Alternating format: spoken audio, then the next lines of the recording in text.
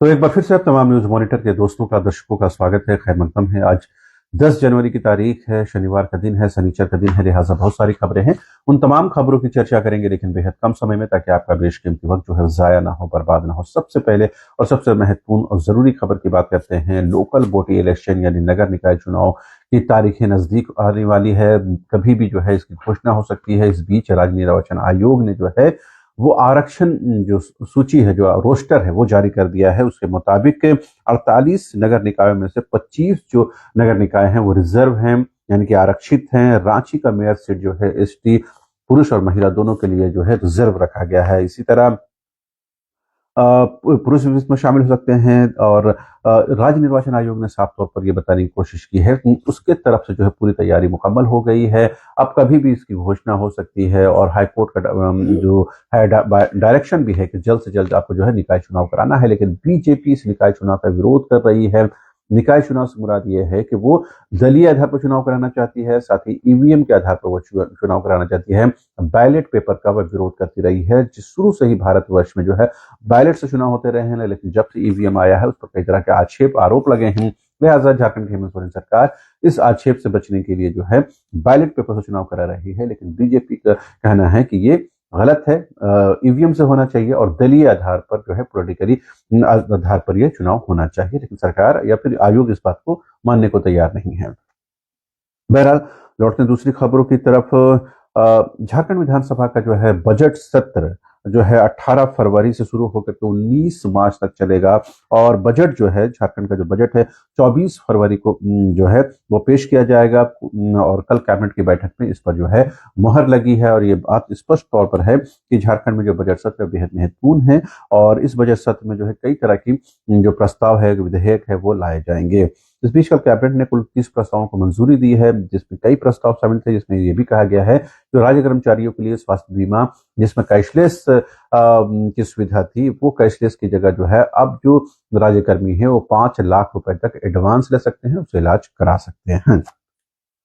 इस बीच झारखंड हाईकोर्ट को नया चीफ जस्टिस मिल गए हैं। एमएस सोनक जो है, कल उन्होंने जो है शपथ ली और राज्यपाल संतोष कुमार गंगवार ने लोक भवन उनको शपथ दिलाई। इस दौरान मुख्यमंत्री हेमंत सोरेन तमाम कैबिनेट के मंत्री विधायक भी मौजूद रहे। इस बीच हाईकोर्ट का एक और खबर महत्वपूर्ण है झारखंड हाईकोर्ट से कि अतिक्रमण को लेकर के हाईकोर्ट ने सख्त रुख अपनाया है और कहा है किसी भी सूरत में अतिक्रमणकारियों को छोड़ा नहीं जाए, उनके खिलाफ सख्त एफआईआर हो और जरूरत पड़े तो एसीबी की कार्रवाई भी हो। जिस तरह से रिम्स में कार्रवाई हुई है वो एक तरह से नजीर है। इस बीच मुख्यमंत्री हेमंत सोरेन और उनकी सरकार ने जो है बजट को लेकर तैयारियां शुरू कर दी हैं और आम लोगों से सुझाव मांगे गए हैं। इसको लेकर पोर्टल भी लॉन्च किया गया है और ये कहा गया है कि 17 जनवरी तक जो है अपने सुझाव जो है आप सरकार तक पहुंचा सकते हैं। क्या उसमें आप तब्दीली चाहते हैं? और इस बीच 20 फरवरी को अनुपूरक बजट है, उससे पहले पहले जो है आपको जो है ये सुझाव भेज देने हैं।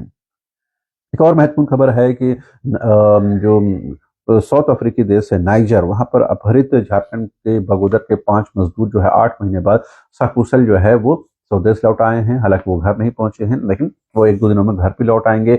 और सरकार की कोशिशों, सामाजिक कार्यकर्ताओं की कोशिशों और विदेश मंत्रालय की कोशिशों का ये कहीं का असर हुआ है कि कहीं न कहीं जो है ये तमाम जो मजदूर हैं जो पिछले 8 महीने से जो है एक तरह से उपद्रवियों के कब्जे में, उग्रवादियों के कब्जे में थे, वहां से उनको सकुशल बरामदगी हो पाई है। रांची की बात करें तो रांची से अंश और अंशिका जो 2 मासूम बच्चे हैं वो 2 जनवरी से लापता है, लेकिन अब तक उनका कोई सुराग नहीं लग पाया है। और लगातार जो है वो कहीं न कहीं उम्मीदें धूमिल होती जा रही हैं। कल एचसी इलाका बंद रखने की घोषणा की गई है। पुलिस भी लगातार कार्रवाई कर रही है, लेकिन अब तक दोनों मासूमों का कोई पता नहीं चल पाया है। इस बीच मौसम की बात करें तो रांची समेत कई जिलों में जो है आज भी शीतलहरी चलने का अनुमान है। और इसको लेकर के मौसम विज्ञान केंद्र ने येलो ऑरेंज अलर्ट जो है अलग अलग जिलों के लिए जारी किया है। इसकी वजह से जो रविवार तक है जो स्कूलें हैं तमाम बंद रहेंगी। सोमवार से स्कूल खुल पाएगा या नहीं खुल पाएगा वो देखना भी दिलचस्प होगा। खोटी में राजापढ़ा हत्याकांड को लेकर के पुलिस जो है वो हरकत में आ गई है। खोटी सदर थाना प्रभारी को निलंबित कर दिया गया है। इस बीच एसआईटी जो है अपनी रिपोर्ट जो है 7 दिनों के अंदर जो है वो पेश करेगी। राष्ट्रीय खबरों की बात करें तो पश्चिम बंगाल में चुनाव से पहले जो है बीजेपी और टीएमसी बिल्कुल आमने सामने नजर आ रहे हैं।